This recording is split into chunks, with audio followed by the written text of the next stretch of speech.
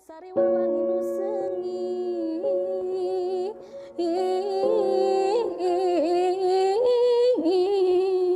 nyebar mencara sapasundan nyambuang sanusantara nyambuang sanusantara sari puspa wangi arum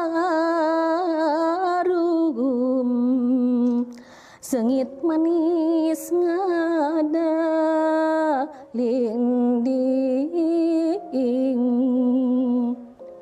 kanggo urang sadayana mugi ajanten pepeling mugi ajanten pepeling balai istri badai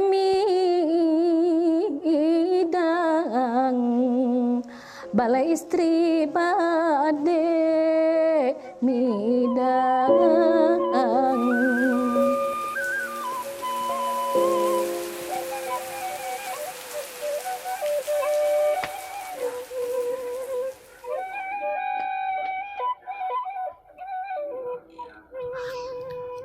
Saya diperkosa ayah saya. Ditemani paman, saya lapor ke polisi. Lalu saya divisum di rumah sakit. Saya kaget, semua teman saya di sekolah tahu kejadian yang menimpa saya. Mereka tahu dari status media sosial pegawai rumah sakit tempat saya divisum. Saya tertekan, malu, sedih, dan tidak nyaman sekolah. Saya juga sedih, warga dan aparat setempat terlalu menyalahkan saya, bahwa seakan-akan sayalah penyebabnya. Pelaku juga membuat pengakuan kalau saya selalu menggodanya, padahal itu sama sekali tidak benar.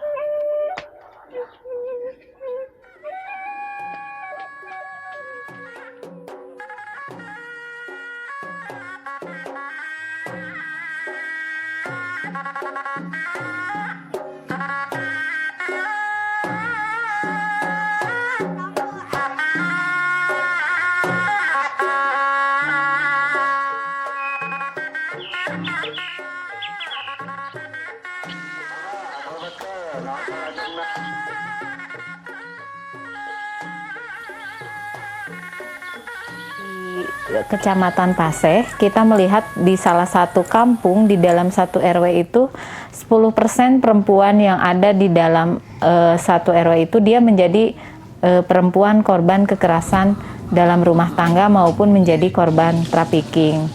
Persoalan yang lainnya adalah masih tingginya angka pernikahan dini di Kabupaten Bandung atau angka pernikahan anak.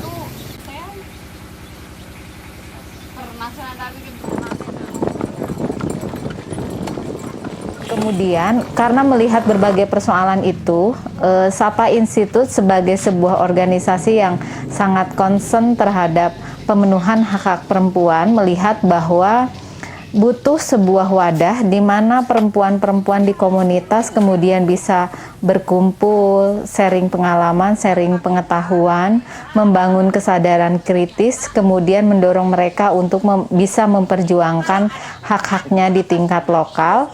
Maka kita dengan beberapa ibu-ibu di komunitas menginisiasi lahirnya Balai Istri.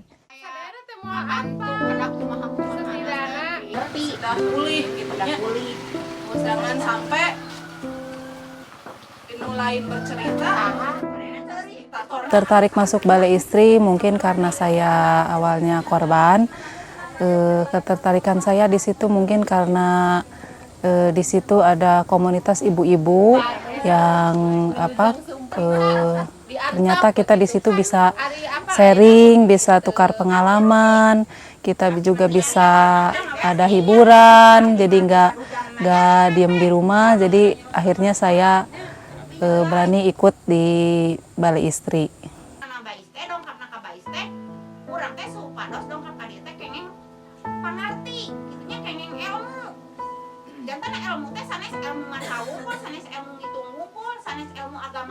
Di komunitas Balai Istri juga ibu-ibu korban itu bisa saling menguatkan, bisa saling sharing karena ternyata saya merasa tidak sendiri. Ternyata banyak yang mengalami yang lebih dari kasus saya yang saya alami.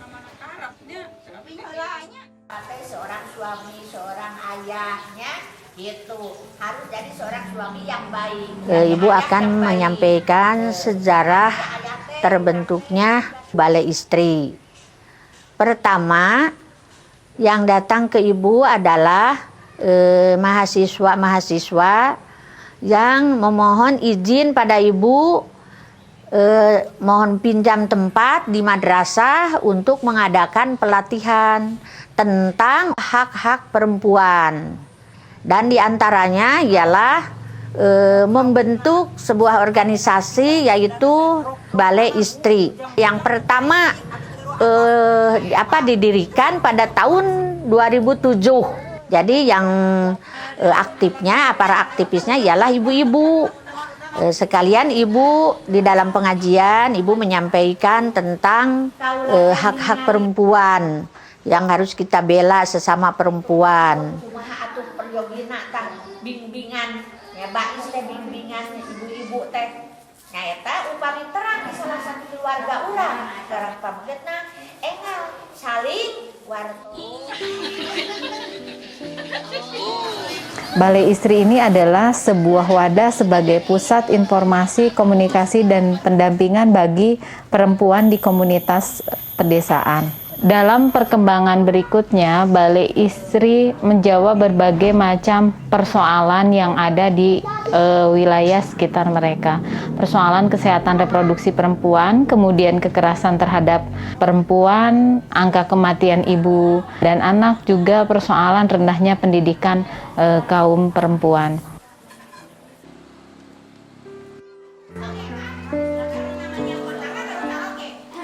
Pendampingan kasus yang saya tangani ialah pendampingan kasus KDRT dan pendampingan kasus KS. Alur pendampingan itu sendiri ada yang ditemukan oleh tetangga, atau ada yang lapor ke BAIS, atau ada yang laporan dari SAPA ke BAIS. Sedangkan alur pendampingan itu sendiri ada yang saya tangani seumpamanya korban itu memerlukan pendampingan untuk kesehatan, saya bawa ke puskesmas, dan kalau yang berat ke rumah sakit, dan ada yang kasus yang saya dampingi ke ranah hukum.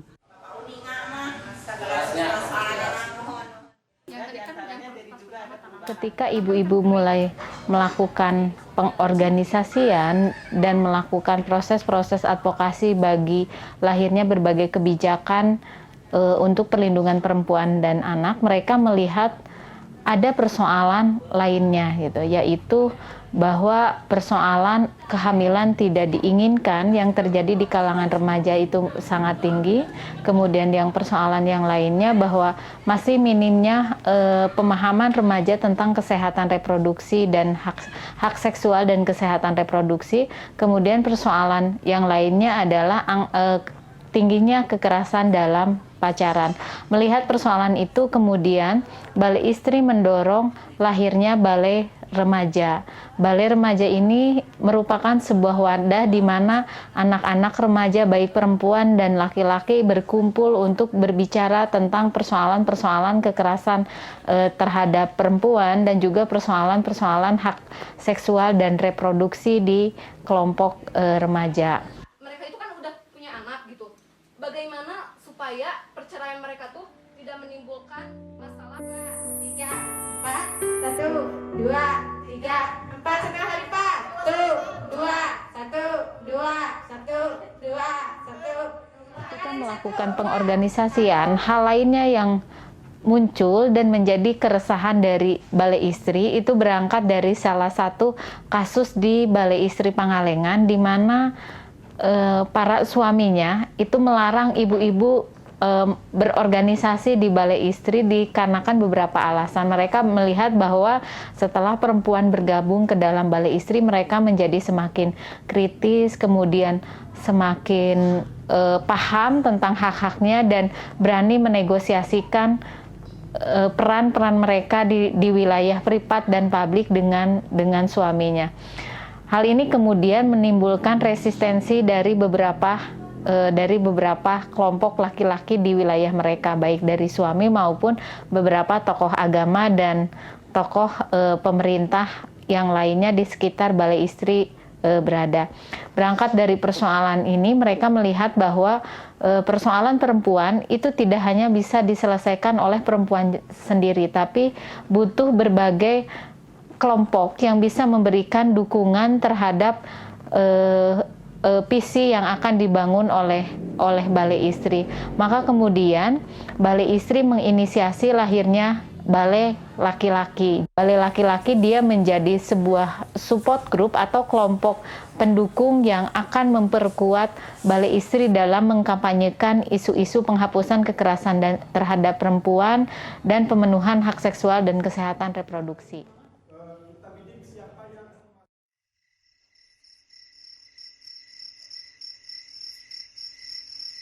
Biasa nama sok apal helati tetanggana survei panggil si korbanal gitu nya, ngobrol jeung Balai Istri.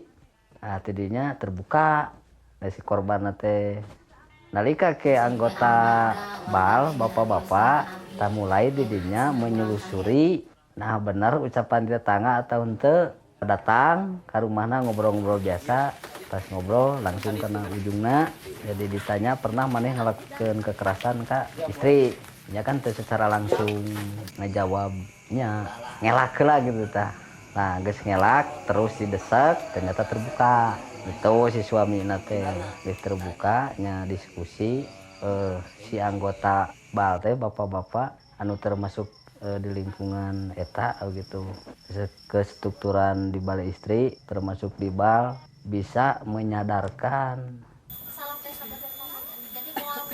hambatan-hambatan dari pembentukan Balai Istri itu yang pertama adalah karena ketabuhan, aib, karena ilmu pengetahuan atau pendidikan yang rendah itu merupakan hambatan yang paling krusial yang dihadapi oleh Balai Istri yang ada di Ancol Mekar.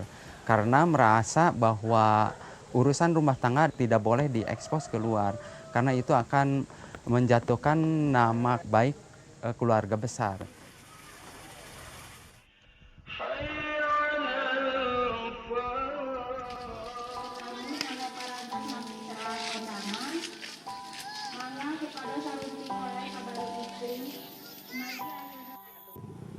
Persoalan kekerasan terhadap perempuan itu berdampak terhadap persoalan yang lainnya. Pertama, putus sekolah atau yang menyebabkan rendahnya pendidikan perempuan. Kemudian yang kedua, persoalan kemiskinan, kehilangan mata pencaharian. Juga dalam beberapa kasus korban yang mengalami kekerasan seksual itu mereka rentan mengalami penyakit seksual dan bahkan terkena HIV/AIDS. Kemudian hal yang lainnya, ketika dalam usia belum cukup umur, korban kekerasan seksual mengalami kehamilan tidak diinginkan, mereka rentan mengalami kematian ibu dan bayi itu. Jadi pemerintah harus melihat bahwa persoalan kekerasan terhadap perempuan dia tidak hanya menjadi persoalan tunggal, tapi juga beririsan dengan persoalan yang lainnya.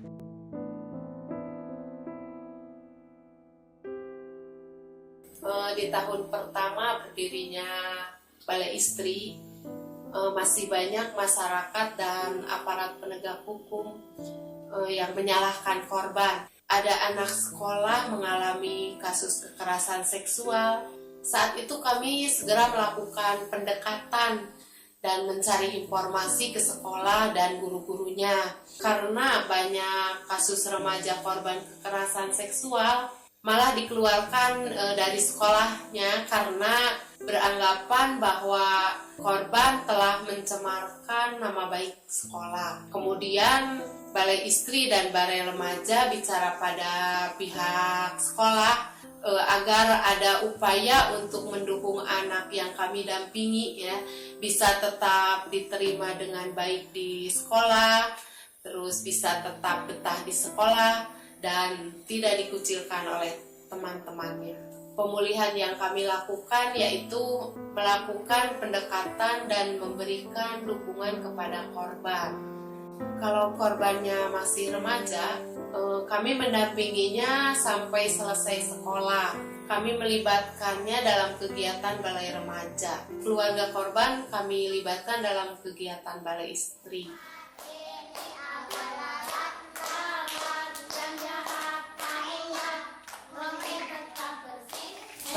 Pada tahun 90 waktu itu saya baru keluar SD beberapa bulan dan usia saya pada waktu itu baru umur 13 tahun. Nah, karena maraknya pernikahan dini di Arjasari sehingga saya juga menjadi korban pernikahan dini.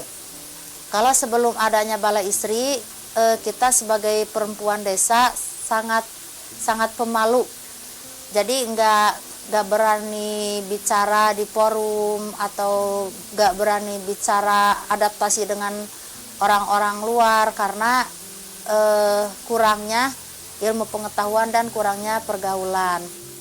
Kini di setiap pengajian, di pertemuan warga, saya berani berbicara tentang isu atau pengetahuan-pengetahuan yang selama ini saya dapat dari komunitas balai istri.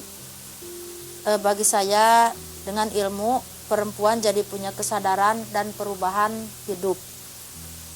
Saya bersama balai istri akan terus menyampaikan ilmu dan pemahaman bagi perempuan lainnya agar mereka lebih kritis melihat dan merasakan masalah kekerasan yang terjadi. Kami juga ingin terus memberikan kesadaran bagi para remaja, khususnya para remaja perempuan, agar mereka tak bernasib sama seperti saya yang saat itu harus mengalami pernikahan dini ketimbang mementingkan pendidikan.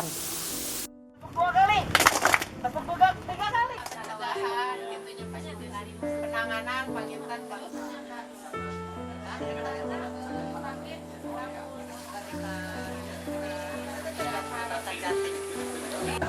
Yang saya ketahui tentang balai istri, ini sangat luar biasa sekali ya. Jadi kehadiran balai istri untuk pemberdayaan masyarakat, kemudian mendidik kaum perempuan agar lebih paham mengenai hak-haknya, mengenai kewajiban-kewajibannya, mengenai kontribusinya dalam pembangunan daerah dan bangsa, sangat luar biasa.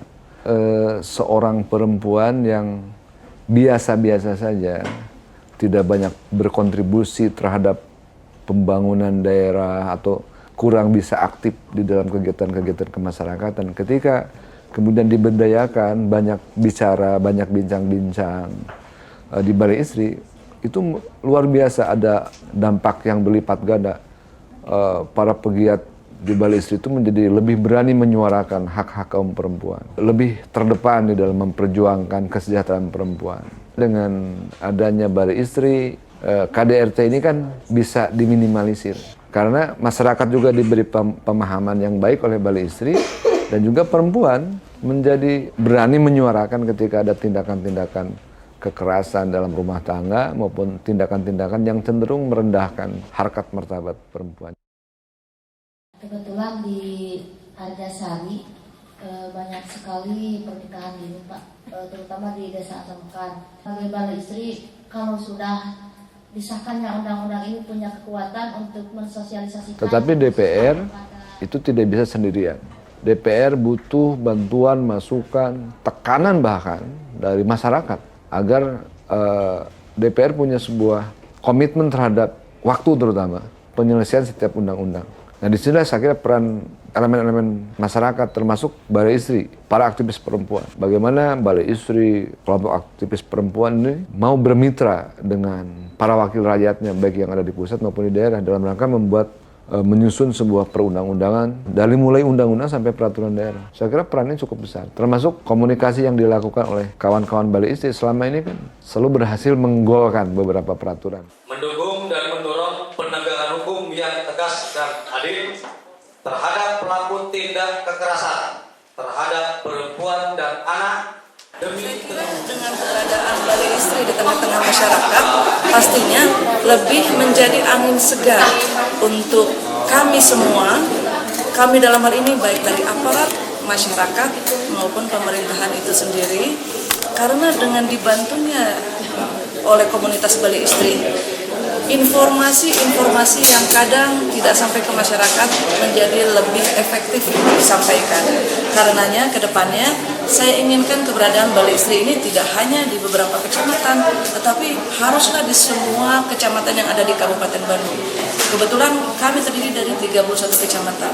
Mudah-mudahan dengan geliat yang dilakukan oleh Balai Istri untuk lebih mencerdaskan para wanita dalam hal ini, juga mengambil peran penting di tengah-tengah masyarakat, sehingga apa yang kita cita-citakan, baik itu bentuk penghapusan kekerasan terhadap perempuan dan anak, dapat terrealisir, salah satunya dengan peran serta yang diemban oleh Balai Istri.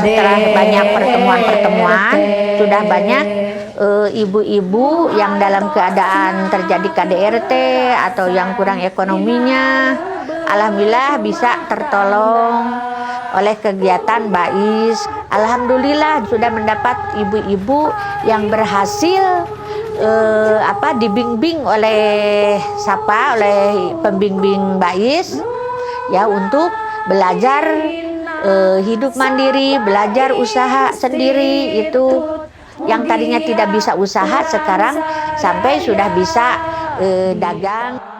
Dengan adanya Balai Istri saya sangat terbantu, terutama saya pribadi dan keluarga. Dengan adanya Balai Istri saya bisa bangkit. Harapannya Balai Istri lebih maju, lebih mandiri, lebih bermanfaat bagi masyarakat banyak. Kak Ibu tiasa ibu aya manfaat teh terang ning KDRT teh kieu sanes wae nu dipukul gitu kan, anu nyeri gitunya, sanes wae nu diwayuh gitu. Tah eta manfaatna alhamdulillah nambah pengetahuan mohon Kak Ibu teh.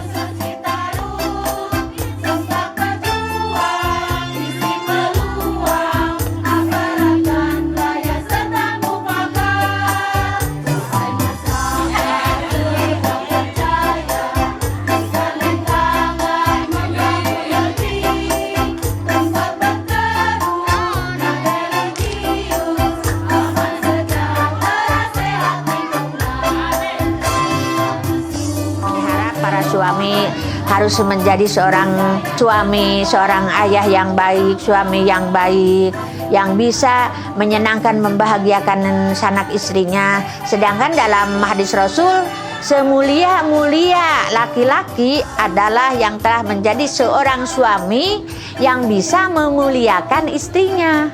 Ya alhamdulillah, inilah yang disampaikan oleh para pembimbing BAIS. Ada bapak-bapaknya yang tadinya galak-galak sudah menjadi baik-baik sekarang. Jadi sudah tahu.